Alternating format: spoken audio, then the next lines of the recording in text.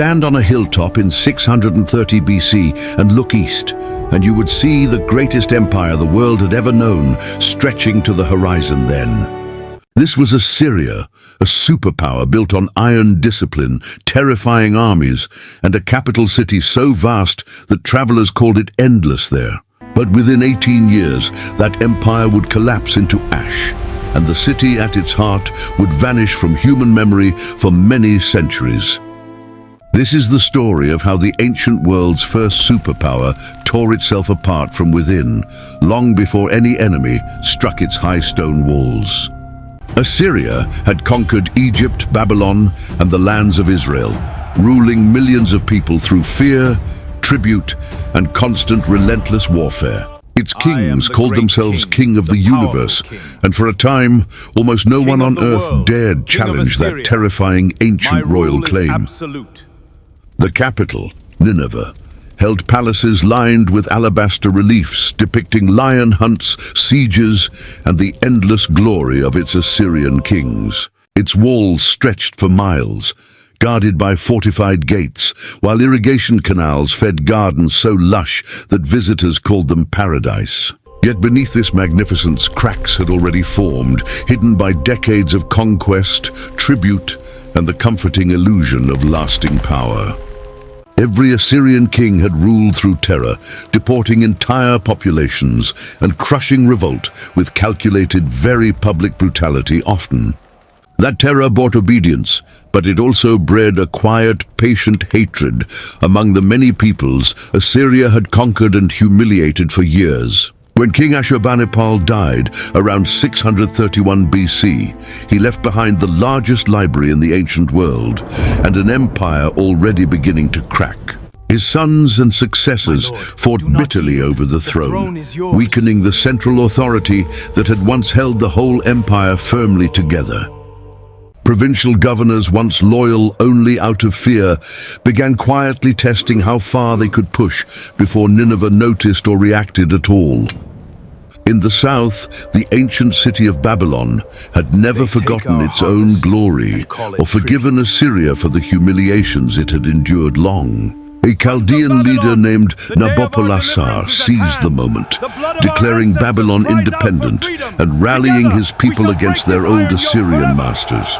Assyrian armies marched south again and again, but years of endless warfare had exhausted soldiers who had once seemed unstoppable, records show. Meanwhile, in the mountains to the east, a rising power had been watching closely, one history would soon remember as the Medes, historians note. The Medes had once paid tribute to Assyria out of fear, but under King Cyaxares, they built an army able to stand against the empire we now know.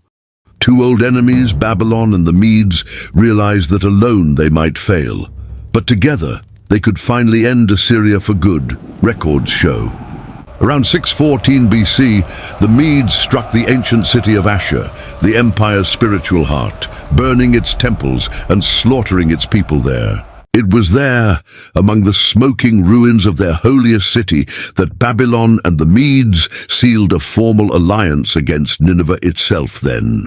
Assyria's kings pleaded for allies, and remarkably Egypt, once a conquered vassal, agreed to send soldiers to save its former master's throne. That desperate alliance reveals just how far Assyria had fallen, forced to beg the very nations it once humiliated for their own survival. By 612 BC, the combined armies of Babylon and the Medes marched north together, slowly converging on the mighty walls of Nineveh itself then. Inside the city, refugees from fallen provinces crowded the streets, bringing terrifying stories of armies that showed absolutely no mercy. The siege that followed lasted for months, as Nineveh's defenders fought desperately behind walls that were once thought to be unbreakable. Then, according to ancient accounts, the rivers surrounding the city rose in flood, weakening the very walls meant to keep death outside them. When the walls finally gave way, the attackers poured through, and centuries of Assyrian glory ended in a single catastrophic night we now know. Nineveh's palaces burned for days, their painted reliefs cracking in the heat, their libraries of clay tablets shattering into many fragments. The last Assyrian king reportedly died within his burning palace, refusing to surrender the city that his ancestors had built into legend. A remnant of the army fled west to Haran, trying desperately to hold together an empire that had already ceased to exist in anything but name. Even Egypt's soldiers could not save them, and within 3 more years, the final Assyrian resistance was crushed completely and for good. By 609 BC, the empire that once ruled the known world from the Nile to the Persian Gulf had simply ceased to exist, entirely and forever now. Babylon rose from Assyria's ashes to build its own great empire, while the Medes expanded eastward into the mountains and plains beyond them. Nineveh itself was left to crumble, its mud-brick walls slowly dissolving back into the earth beneath the desert sun for centuries afterward. Within a few generations, the greatest city on earth had become little more than a mound of dust, half forgotten by the world around it now. Greek travelers passing centuries later found only rolling hills, unaware that beneath their feet lay one of history's mightiest capitals. It would take until the 19th century for archaeologists to rediscover Nineveh, unearthing its palaces buried beneath centuries of silt. They found Ashurbanipal's library intact underground, tens of thousands of clay tablets preserving knowledge that no one alive had ever read. Among those tablets were medical texts, astronomical records, myths, and the oldest known version of the great ancient flood story ever written. The empire that fell in fire had, without meaning to, preserved its own memory in clay, waiting patiently to be read again one distant day. Assyria's collapse teaches a lesson that echoes across every empire since, that fear can conquer nations, but it cannot hold them forever. Internal rivalry, endless warfare, and the quiet resentment of conquered peoples proved far more dangerous than any single enemy army ever was. When old rivals finally united against a common oppressor, even the mightiest superpower on earth could not withstand that alliance, we now know. Nineveh's fall reminds us that no city, however vast or however feared, is guaranteed to last beyond the patience of those it has wronged.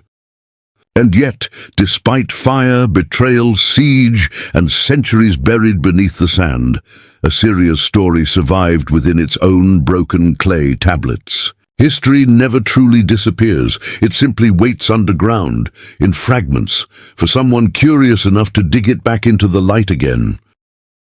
If this journey through a forgotten superpower's collapse fascinated you, make sure to subscribe for more cinematic history like this one. Tell us in the comments which ancient empire or lost city you would like us to reconstruct and explore, next here on this very channel today.